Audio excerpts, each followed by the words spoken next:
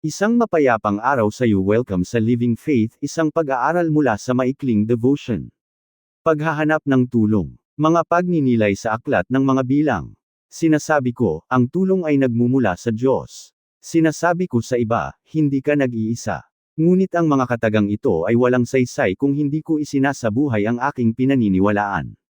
Ipinapakita sa atin ng aklat ng mga bilang na habang naglalakbay ang mga Israelita sa ilang, nahirapan din silang isabuhay ang mga salitang ito.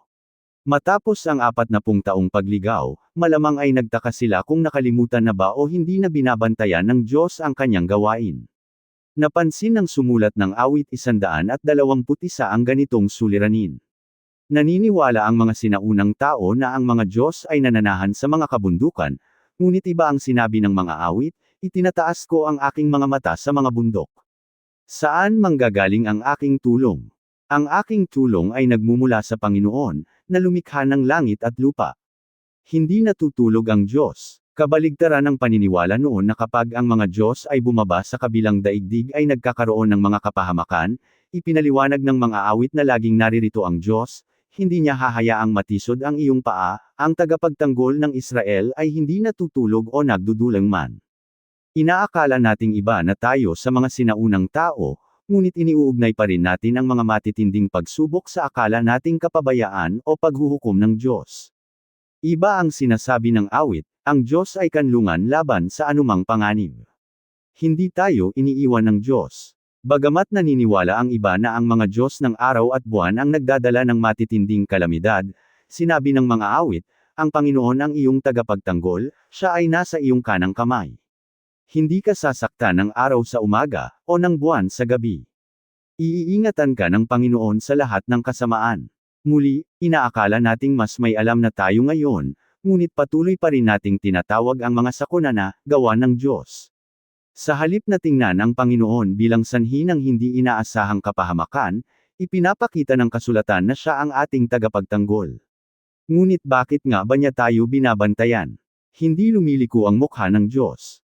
Tila anuman ang lumikha ay maaaring maput o mahiyas sa ginawa natin sa kanyang nilikha. Ngunit sa halip na lumayo, hinarap pa tayo ng Diyos. Ipinag-utos niya kay Moises ang panalangin ng mga pari upang manatili ang kanyang presensya.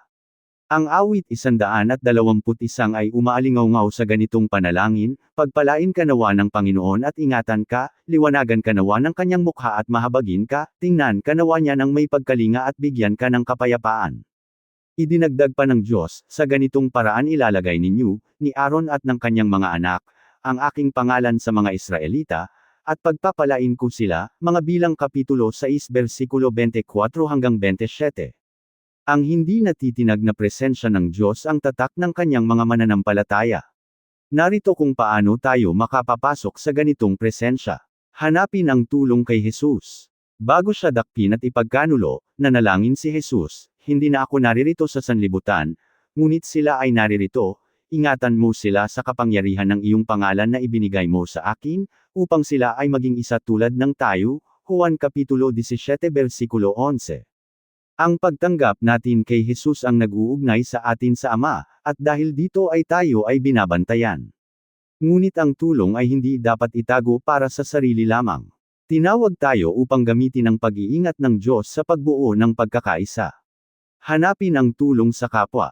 Ipinanalangin ni Jesus ang pag-ibig na siyang pundasyon ng tunay na pagsasamahan, upang sila ay maging ganap na isa, upang malaman ng sanlibutan na ipinadala mo ako at minahal mo sila tulad ng pagmamahal mo sa akin, Juan Kapitulo 17 versikulo 23. Kapag nagkakaisa ang mga mananampalataya, sa pag-ibig ni Kristo, nagkakaroon ng pag-asa ang mga nasasaktan at nangangailangan, magdala ng tulong sa sanlibutan. Ang aral na natutunan natin ay hindi dapat itago lamang, kailangan nating isabuhay ang ating pinaniniwalaan. Sa pagtatapos ng kanyang panalangin, sinabi ni Jesus, ipinakilala ko sa kanila ang iyong pangalan at ipakikilala pa, upang ang pag-ibig na minahal mo sa akin ay manatili sa kanila at ako ay manahan sa kanila. Juan Kapitulo 17 versikulo 26, ipakita natin sa iba ang pagmamahal na ipinakita sa atin ng Diyos, ihain natin ang ating mga pangangailangan sa Diyos, masdan natin ang kanyang pagkilos, at ipahayag natin siya sa lahat. Maraming salamat sa pakikinig. Ako si Pastor Jeff Flores ang nagsasabing sa Diyos ang lahat ng papuri.